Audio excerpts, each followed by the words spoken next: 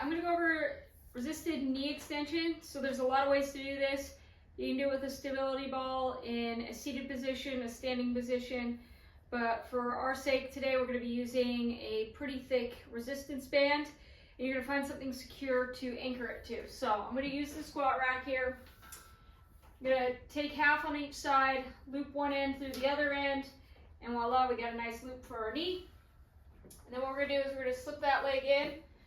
And I'm gonna actually put the leg closest so you can see what's going on. And you don't want the band at the knee, you want it above the knee, okay? And you wanna step back to the point where you feel a pretty good amount of tension on that leg.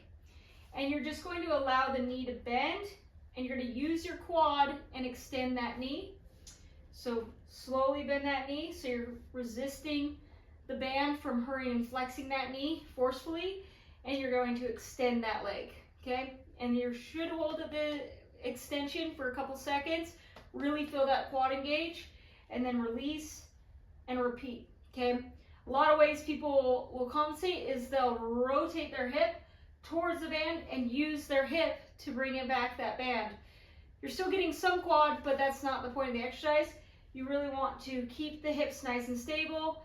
Not only do you want them perpendicular to the resistance band, but you want them to stay parallel to the floor.